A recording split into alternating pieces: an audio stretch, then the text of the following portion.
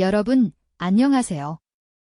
오늘 제가 드릴 이야기는 어쩌면 여러분이 평생 한 번쯤은 이런 생각을 해보셨을 겁니다. 나, 지금쯤이면 좀 편하게 살아야 하는 거 아닌가? 열심히 일했습니다. 자식들 뒷바라지도 했습니다. 노후를 위해 조금씩 아껴가며 모았습니다. 그런데 막상 그 시간이 왔을 때 어찌된 일인지 마음이 편하지가 않은 겁니다.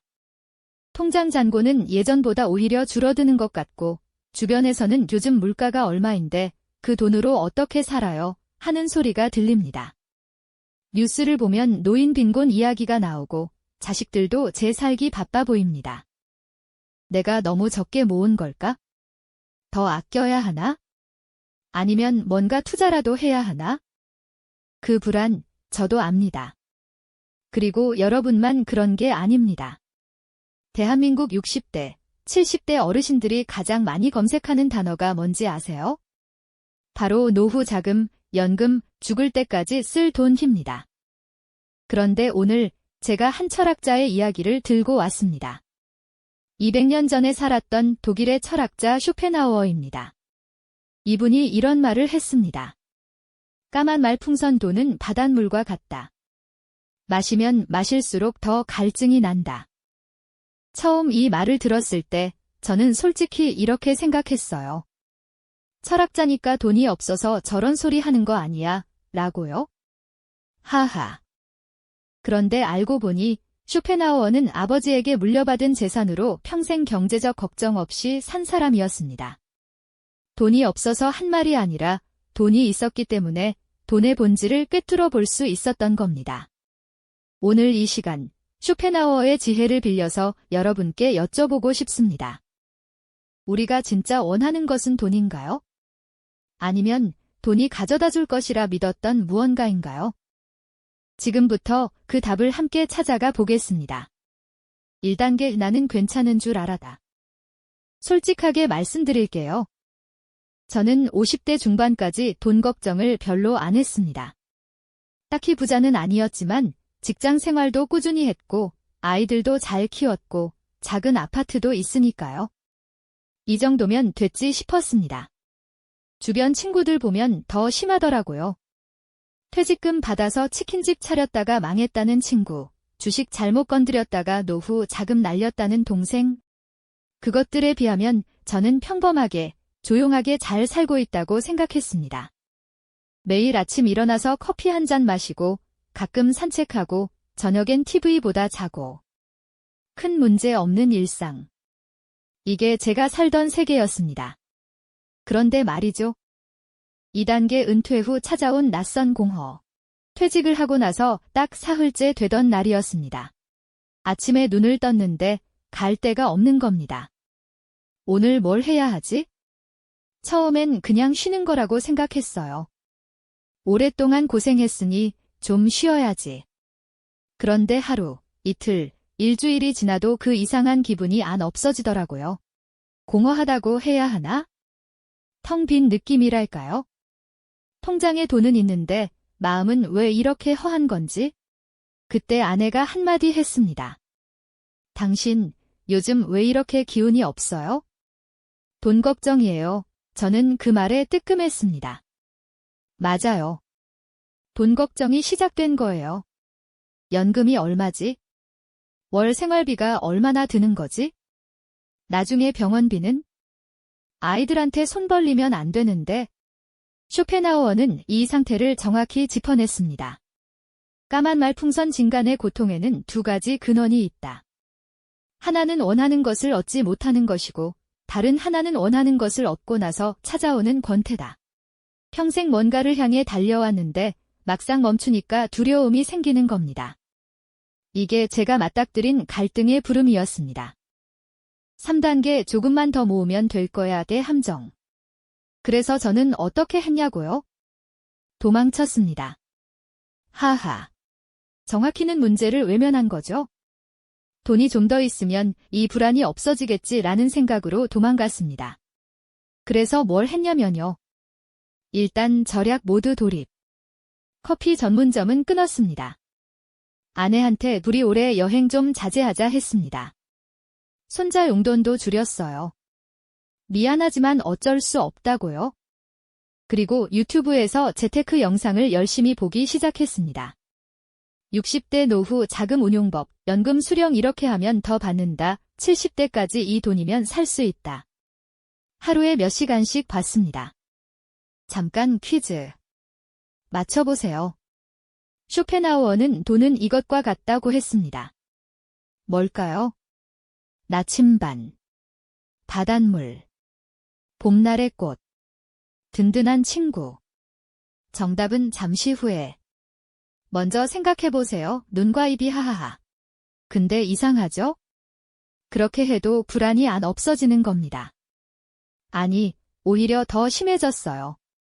5천만 원 있으면 되겠지 했는데 아니다 1억은 있어야 해가 되더니 2억, 3억. 도대체 얼마가 있어야 마음이 편한 거지?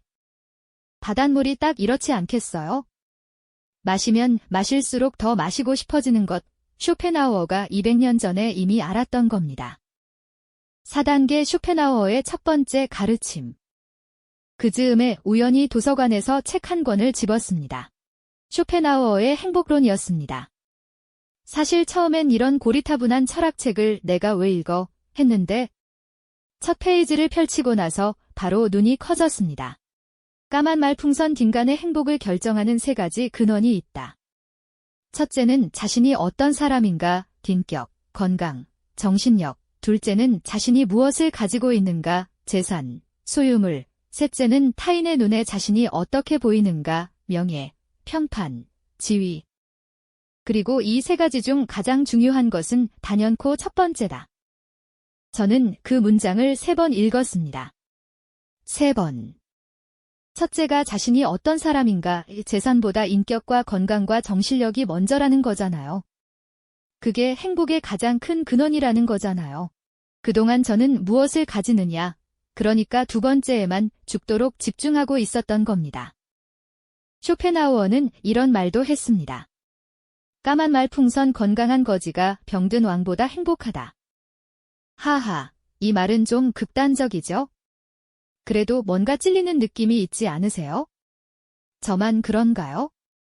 아까 퀴즈 정답 발표. 박 터뜨리기. 정답은 바닷물. 돈은 바닷물과 같다. 마시면 마실수록 더 갈증이 난다. 맞추셨나요? 틀리셨어도 괜찮아요. 이제부터가 더 중요하니까요. 눈과 입이 하하하. 5단계 돈에 대한 집착이 만드는 고통.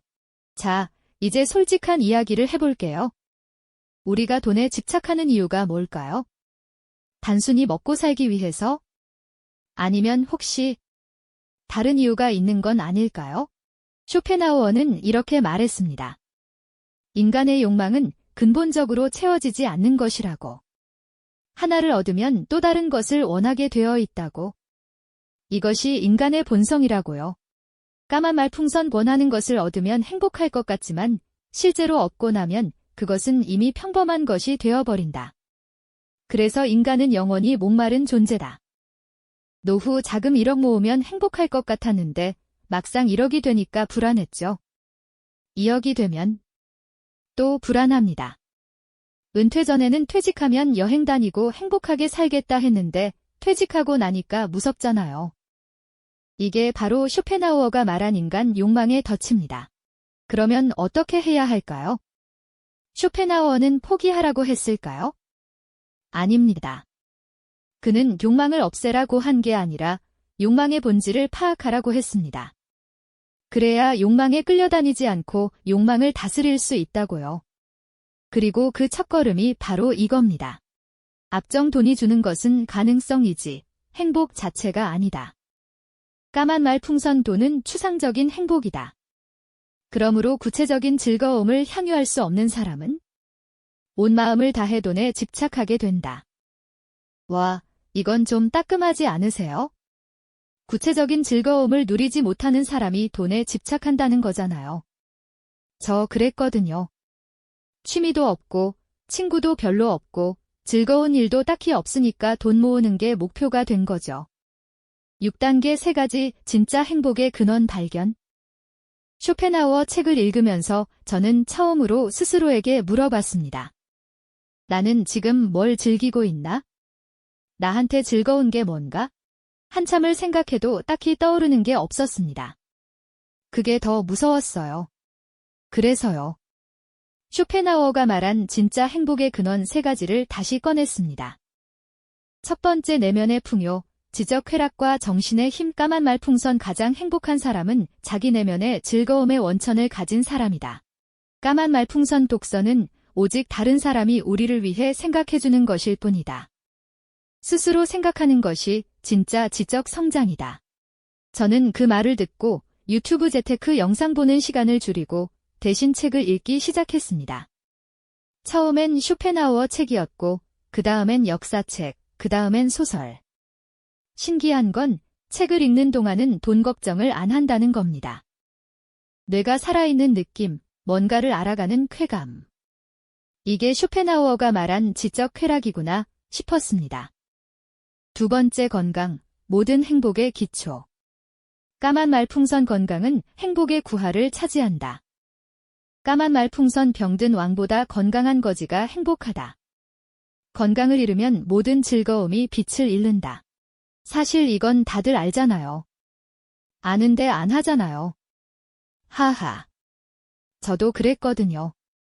운동해야지 하면서 안 했는데 쇼펜하우어한테 제대로 혼났습니다. 그래서 그날부터 아침마다 30분씩 동네를 걸었습니다. 별거 아닌 것 같죠? 그런데 2주가 지나니까 아침이 기다려지기 시작했어요. 몸이 가벼워지니까 마음도 가벼워지는 겁니다. 쇼펜하우어 선생님, 맞습니다. 건강이 구할이에요. 세 번째, 관계와 고독, 진짜 인간관계의 힘. 까만 말풍선. 고독은 빛나는 정신을 가진 사람에게는 즐거움이지만 둔한 정신을 가진 사람에게는 형벌이다. 까만 말풍선. 인간의 가장 큰 고통 중 하나는 고독이 아니라 잘못된 사람들과 함께하는 것이다. 이 부분이 저는 가장 충격이었습니다. 혼자 있는 게 나쁜 게 아니라는 거잖아요. 오히려 나쁜 인간관계가 더 해롭다는 거잖아요. 생각해보니 맞았어요. 저한테 이래라 저래라 하는 사람들, 만나고 나서 기분이 꿀꿀한 사람들, 돈 얘기만 하면서 자랑하는 사람들. 그런 사람들을 의무감에 만나고 있었던 거예요. 쇼펜하우어 덕분에 인간관계도 정리했습니다. 만나고 나서 기분이 좋아지는 사람만 만나기로 했습니다. 처음엔 인간관계가 줄어드는 것 같아서 불안했는데 오히려 더 행복해졌어요. 이상하죠? 두 번째, 퀴즈. 쇼펜하우어는 행복의 구하를 차지하는 것이 뭐라고 했을까요? 돈, 명예, 건강, 인간관계. 정답은 잠시 후. 힌트. 아까 나왔어요. 눈과 입이. 하하하. 7단계. 내 남은 인생. 이게 전부인가? 그런데 말이죠. 책도 읽고, 걷기도 하고, 인간관계도 정리하고. 한 3개월쯤 지났을 때 또 찾아왔습니다. 밤에 잠이 안 오는데 이런 생각이 드는 거예요. 이게 다야? 내 남은 인생이 이게 전부야? 걷고, 책 읽고, 집에 있고, 그러다 늙어서 죽는 거야? 허무함이 밀려왔습니다. 이건 돈 문제가 아니었어요. 더 근본적인 무언가였습니다. 이걸 쇼펜하우어는 뭐라고 했을까요? 까만 말풍선. 인생은 고통과 권태 사이를 시계추처럼 오간다. 원하는 것을 얻지 못하면 고통이고 얻고 나면 권태다. 까만 말풍선. 살아있다는 것은 그 자체로 이미 고통이다. 하지만 이 고통을 외면하지 않고 마주하는 자에게 진정한 평온이 찾아온다. 처음 이 말을 읽었을 때는 이 양반 너무 비관적인 거 아니야 했는데요. 계속 읽다 보니까 쇼펜하우어는 비관론자가 아니었습니다. 오히려 현실주의자였어요. 인생이 원래 이렇다. 고통이 있다. 그걸 인정해라. 그래야 그 안에서 진짜 기쁨을 찾을 수 있다. 그 순간 제가 뭘 잘못하고 있었는지 알았습니다. 저는 남은 인생에 고통이 없어야 한다고 기대하고 있었던 겁니다. 그래서 돈도 불안했던 거고, 건강도 무서웠던 거고, 외로움도 힘들었던 거죠. 고통이 없는 인생을 기대하면 현실의 모든 불편함이 실패처럼 느껴집니다. 하지만 진생엔 원래 고통도 있어 라고 받아들이면 오히려 작은 기쁨들이 소중하게 보이기 시작합니다. 8단계 노년의 진정한 풍요를 되찾다. 쇼펜하우어가 말년에 이런 말을 남겼습니다.